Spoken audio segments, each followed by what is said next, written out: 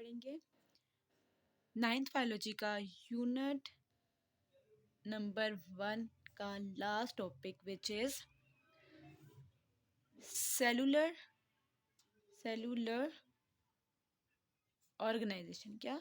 Cellular organisation. Level of organisation के बाद अब सेलुलर ऑर्गेनाइजेशन, सेल की ऑर्गेनाइजेशन के बारे में हम पढ़ेंगे। ठीक है, चलें। All organisms have been divided into 5 major group. अभी क्या करें, जितने भी ऑर्गेनिजम्स, जितने भी लिविंग थिंग्स, ठीक है, लिविंग थिंग्स ऑर्गेनिजम्स दोनों एक ही हैं। या तो आप ऑर्गेनिजम्स का वर्ड यूज़ करें या तो आप लिविंग थिंग्स का। लिविंग ऑर्गेनिजम्स का वर्ड मत यूज़ किया करें, ठीक है। या तो लिविंग थिंग्स यूज़ करें आप,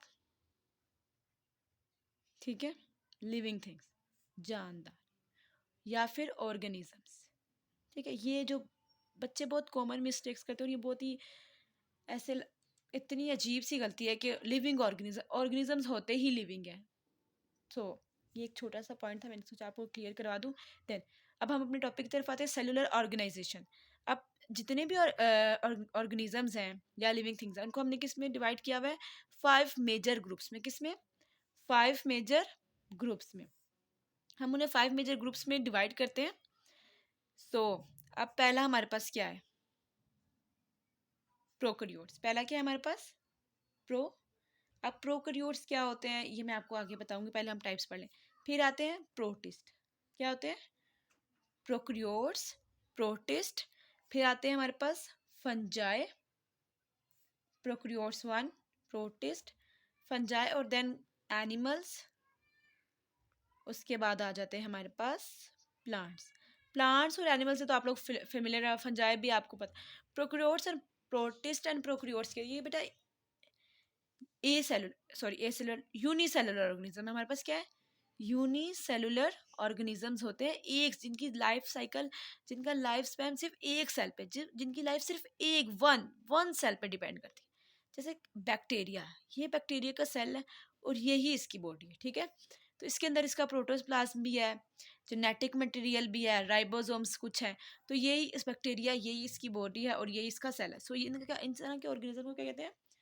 इस तरह के ऑर्गेनिज्म को हम कहते हैं यूनिसेलुलर ऑर्गेनिज्म, ठीक है। अब फंजाई, एनिमल्स, प्लांट्स ये थोड़े मल्टी सेलुलर में आ जाते हैं। चलिए अब all organisms are made up of cell. अब ये तो हमें पता है कि तमाम जितने भी ऑर्गेनिज्म है किससे मिलकर बने हैं? Cell. There are 2 basic types of cell. अब यहाँ पर 2 बेसिक सेल को हमने कितनी कैटेगरी में डिवाइड कर दिया? 2।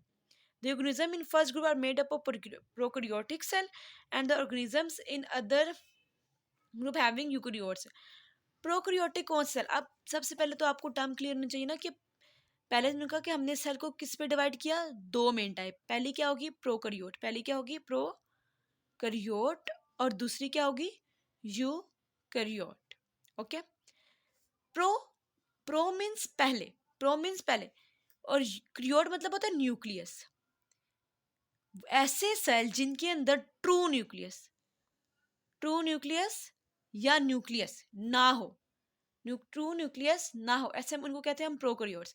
और यूकैरियोट्स वो वाले ऑर्गेनिज्म जिनके अंदर ट्रू न्यूक्लियस हो, मींस के न्यूक्लियस देखें आपको, अगर जो सेल होता है, ये सेल है तो सेल के अंदर भी न्यूक्लियस की एक पूरी बाउंड्री होती है, उसके अंदर जेनेटिक मटेरियल वगैरह समथिंग, वो हम बाद में पढ़ेंगे इंशाल्लाह चैप्टर नंबर 4 पे।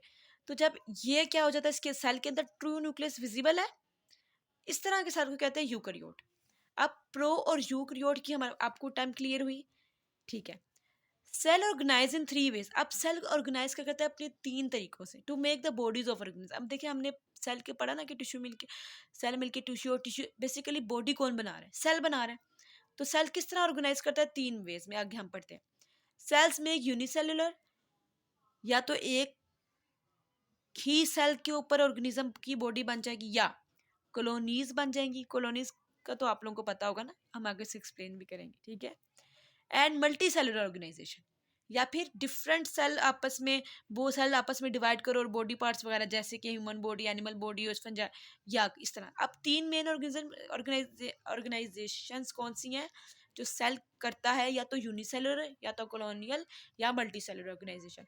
And the organisms form through these organisation are unicellular organism, colonial organisms and multicellular. अब जो जाहिर सी बात है जो यूनिसेलुलर ऑर्गेनाइजेशन से बनेगा उसे हम क्या कहेंगे, यूनिसेलुलर ऑर्गेनिज्म। जो कॉलोनियल से बनेगा उसे हम कहेंगे कॉलोनियल ऑर्गेनिज्म। और जो मल्टी सेलुलर ऑर्गेनाइजेशन से बनेगा उसे हम क्या कहेंगे, मल्टी सेलुलर ऑर्गेनिजम्स। सो अब हम यूनिसेलुलर के बारे में डिस्कशन करें। Unicellular, in unicellular organisms only one cell make the life of an organism. जैसे मैंने आपको शुरू में ही बैक्टीरिया के बच्चे एग्जांपल दी थी कि क्या one cell make the life. अब यूनिसेलुलर, यूनि वन, ठीक है, one cell make the life on organism. सिर्फ एक ही सेल बना रहा है पूरी ऑर्गेनिज्म की लाइफ। इनकी जितनी भी एक्टिविटीज है सिर्फ एक ही सेल के अंदर एक ही सेल परफॉर्म कर रहा है, ठीक है। कोई दो सेल नहीं है, एक ही सेल पूरी बॉडी को रिक्वायरमेंट पहुंचा रहा है, सब कुछ एक सेल पे डिपेंड है। All the life activities are carried only by one cell. जैसे एमोबा, पेरिमीशियम, एग्लीना, ये ऑर्गेनिजम्स के नेम्स हैं, आर कॉमन एग्जांपल। अब एमोबा क्या है, पेरिमीशियम, ये आपको डायग्राम, ये बेटा यूनिसेलुलर ऑर्गेनिज्म है, माइक्रोस्कोपिक इनका ये है, ठीक है। Amoeba, paramecium, एग्लीना। जब आप अगर आपके ये ना बेटा बोर्ड के पेपर में पूरा लॉन्ग आता है, write a note on cellular organisation, क्या write a note on cellular organisation. और अगर आपका आ जाए तो आपने बहुत अच्छा सा शुरू में जैसे इन्होंने प्रोकैरियोट और यूकैरियोट का जिक्र करना है, फिर सेल की डिवीजन का जिक्र करना है, फिर तीन ऑर्गेनाइजेशन का जिक्र करना है, फिर आप लोगों ने इसकी जब आप यूनिसेलुलर ऑर्गेनाइजेशन के बारे में बताएंगे तो फिर आपने इसमें से किसी एक की आप एमोबा की डायग्राम बना दें, जो आपको आसान लगती है वो लाजमी बनाए, ठीक हो गया। अब नेक्स्ट हमारे पास है in colonial type. In colonial type of cellular organisation, अब कॉलोनियल में क्या होता है sorry, in colonial type of cellular organisation many unicellular organisms live together. बहुत से यूनिसेलुलर ऑर्गेनिज्म क्या होते हैं, आपस में रहते हैं मिलकर, होंगे वो यूनिसेलुलर ही। देखिए लेट्स सपोज, देखिए ये एक बैक्टीरिया है, मैं बैक्टीरिया को इसलिए इस तरह बनाती हूँ कि बैक्टीरिया का स्ट्रक्चर आगे आप इसी तरह ही बनाया करेंगे। तो ये अगर एक बैक्टीरिया, ये भी एक बैक्टीरिया इसके साथ जुड़ गया, ये भी बैक्टीरिया जुड़ गया, ये भी बैक्टीरिया आ गया। अब इन्होंने क्या बना लिया, एक कॉलोनी बना ली, ठीक है। तो अब क्या होगा कि होंगे ये भी तो यूनिसेलुलर है, ये भी यूनिसेलुलर, ये भी यूनिसेलुलर, ये भी यूनिसेलुलर, और ये भी यूनिसेलुलर है। So, many unicellular organisms live together but do not have division of labor among them. लेकिन इनके अंदर डिवीजन नहीं होगी, आपस में नहीं इनका कोई चक्कर होगा कि ये इससे कुछ ले ले या ये इससे कुछ ले ले, ठीक है। इनके अंदर डिवीजन, जैसे हमारे सेल्स के अंदर डिवीजन होता है, माइटोसिस, मियोसिस, लेकिन इनके अंदर कोई इस तरह का कुछ नहीं होगा। ये अपनी अपनी जिंदगी खुद जिएंगे। ये सेल ये बैक्टीरिया अगर मर रहा है या इसके पास ज्यादा खाने को है, ये बहुत ही अच्छी जिंदगी गुजार है, तो इससे इसको कोई लिंक नहीं है। इसी तरह इस वाले बैक्टीरिया से इस वाले बैक्टीरिया को कोई लिंक नहीं है, बस ये आपस में रह रहे हैं और बस एक कॉलोनी बना लिया, बस just no division of labour among them. Each unicellular organism in colony live its own life. So अपनी अपनी जिंदगियां गुजारते हैं सारे। जैसे हम आजकल देख लें, जैसे अपने आसपास घरों में ही देख लें, जैसे आप लोग पड़ोसी होते हैं, एक दूसरे के साथ हैं, तो आप लोगों ने कॉलोनी बनाई है, लेकिन आपको एक दूसरे के घर में कोई इंटरेस्ट वगैरह नहीं है, सब अपनी अपनी जिंदगियां गुजारें। सो ये भी वैसे ही बैक्टीरिया, ठीक है, वैसे ही ऑर्गेनिज्म है, ठीक है। And does not depend on other cell, और ये एक दूसरे पर डिपेंड भी नहीं करते फॉर वाइटर रिक्वायरमेंट, किसी तरह की भी रिक्वायरमेंट हो, चाहे वो खाने पीने की कोई भी गैसेस वगैरह, कोई भी कोई जो डेवलपमेंट से नीडेड हो या फिर प्रोडक्शन से, किसी किस्म की इनके आपस में कोई भी आपस में लिंक्ड नहीं है, ठीक है। ये अपनी जिंदगी खुद जीते हैं, ओके। जैसे वॉल्वक्स, अब वॉल्वक्स का एक एग्जांपल, ये माइक्रोस्कोपिक व्यू दिया हुआ है आपको वॉल्वक्स का। Volvox is an green algae या alga found in water that shows in colonial organisation. यहाँ ये अब ग्रीन एल्जी है जो कि हमें मिलती है कहाँ पर, वाटर में। ये शो करती है colony. 100 of volvox cells make a colony. तो क्या होता है, बहुत सारा जो वॉल्वक्स सेल होते हैं 100 वो मिल जाते हैं और एक कॉलोनी बना लेते हैं, लेकिन अपनी अपनी लाइफ खुद ही जीते हैं, ठीक है। एक दूसरे पे डिपेंड नहीं करते, उन्हें पता है ना एक दूसरे पे डिपेंड नहीं करना चाहिए, खुद ही अपनी जिंदगी जीनी चाहिए। सो भी बिल्कुल वॉल्वक्स भी इसी तरह करते हैं। देन इन मल्टी सेलर, अब आ गए हैं जी मल्टी सेलर मीन्स कौन मल्टी सेलर। जब भी मैं बोलूँ तो आपके जहन में सबसे पहले ह्यूमंस, एनिमल्स, प्लांट्स, ये तीन, और फंजाई। एनिमल्स, ह्यूमन, प्लांट्स तो जरूर आना चाहिए, ठीक है। आपको ये कंसेप्ट इस वजह से ताकि आपको समझने में, अपने आप को देखा करें, जानवरों को देखा करें, आपको समझ आए कि आप लोग कितने ज़्यादा आप लोगों के अंदर सेल्स वगैरह हैं, कितने आप लोग ऑर्गेनाइज्ड हैं, ताकि आप लोगों को समझ आए, ठीक है। In multicellular organisation cells are organise in the form of tissue. अब क्या होता है सेल्स के, अब आप जैसे मैंने आपको सेलुलर सॉरी क्या पढ़ाया मैंने आपको, जो लेवल ऑफ ऑर्गेनाइजेशन पढ़ाया बिल्कुल सेम वही बात है कि सेल ऑर्गेनाइज करते हैं किसमें, टिश्यू में, फिर टिश्यू बनाते हैं ऑर्गन, देन ऑर्गन सिस्टम बनाते हैं, तो ये हमारे पास क्या बन जाता है, multicellular organisation.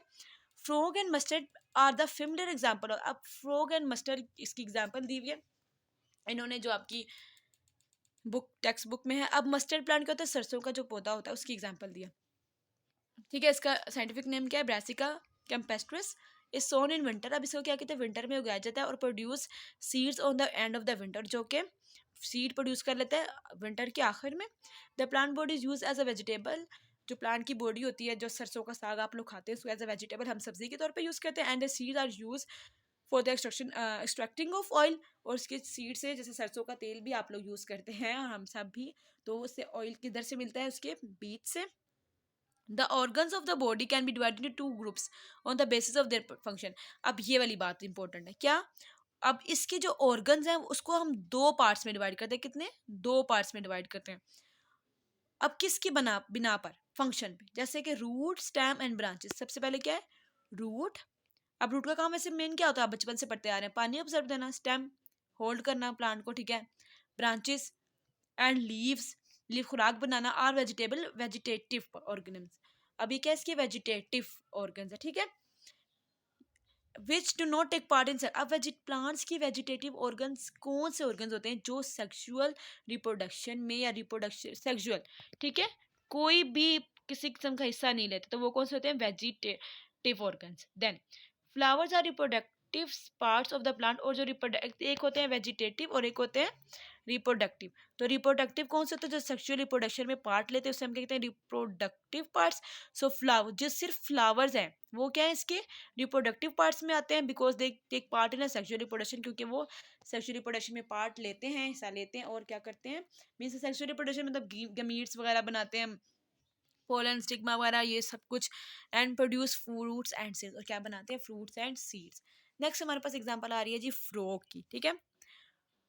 Frog, scientific name Rana tigrina, क्या नाम है इसका जी, Rana tigrina. Show the multicellular organisation, ये भी हमारे पास क्या शो करता है, multicellular organisation. The body is made up of organ system.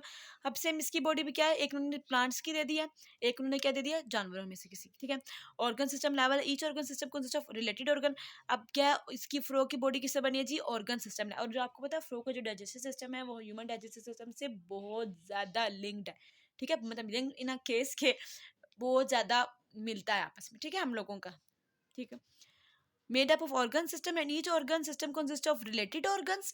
All the organs are made up of specific tissue. और इसी तरह ये वही जो मैंने आपको लेवल ऑफ ऑर्गेनाइजेशन में बात पढ़ाई है कि ऑर्गन सिस्टम लेवल बनाते हैं, और ऑर्गन किससे मिलके बने, स्पेसिफिक टिश्यूज से, जैसे epithelial gland tissue, muscular tissue, nervous tissue.